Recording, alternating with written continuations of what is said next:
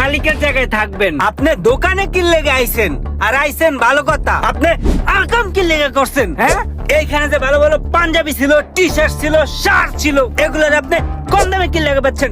কি লেগা? হ্যাঁ, কতক্ষণে কি লেগা? হ্যাঁ, আপনার জায়গায় যদি আমি থাকতাম তাহলে এত খুনে কচু গাছের লগে জুল্লা টক্কা দিয়া যাইতাম।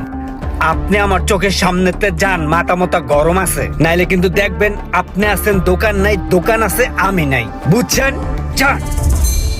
মালিকগিরি ফুড়াইতেছে, মালিক বেশরম। আসসালামু আলাইকুম। ওয়ালাইকুম আসসালাম। ভাইয়া মনে হয় কেনাকাটা করার জন্য আসছেন না? না না ভাই, কেনাকাটা করে ফেলাইছি, এই যে ওয়াশরুম থেকে একটু বেরোইলাম। ও আচ্ছা ভাইয়া, আমার এখানে খুব ভালো ভালো পাঞ্জাবি আছে, আপনি চাইলে দিতে পারেন। এই তো রোমান মনে হয় একটা কাস্টমার পেয়ে গেছে। ও ভাইয়া, আমি আসলে পাঞ্জাবি পরি না, আমি ঈদের কেনাকাটা করে ফেলছি। ঠিক আছে, একটু ব্যস্ত আছি, হ্যাঁ গেলাম। ভাই একটু শুনবেন? আপনার চেহারাটা দেখে মনে হচ্ছে আপনার দাদা আপনাকে অনেক ভালোবাসতো ভাই। ভাই দাদা তো ভালোবাসতোই, কিন্তু 4-5 বছর আগে আমার দাদাটা না মারা গেছে ভাই। ভাই আসলে মনের অজান্তে আপনাকে আমি দুঃখ দিয়ে ফেলছি ভাই।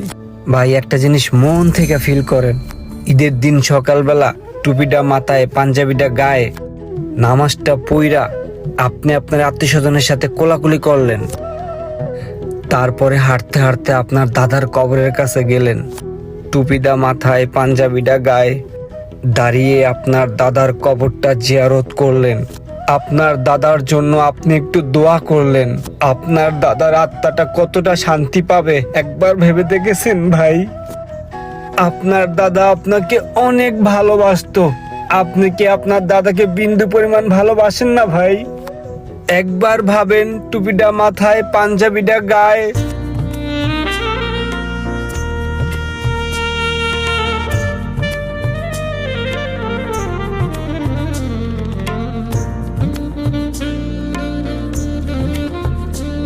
ভাই আপনার এখানে ভালো পাঞ্জাবি আছে?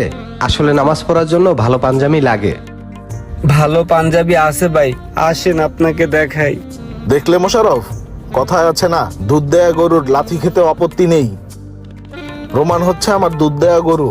ও কিন্তু খুব ভালো ভালো কথা বলেছে, ঈদের নামাজের কথা বলেছে, কবর জিয়ারতের কথা বলেছে, ভালো ভালো কথা বলে কাস্টমারের মন জয় করেছে। ও কিন্তু যাই করুক, কাস্টমার পটাক যাই করুক, ও কিন্তু কখনো কারোর সাথে দুই নাম্বারই করে না। আর এই কারণেই আমার এই বিবার বিডির দোকান থেকে ওকে কখনো বার করি না।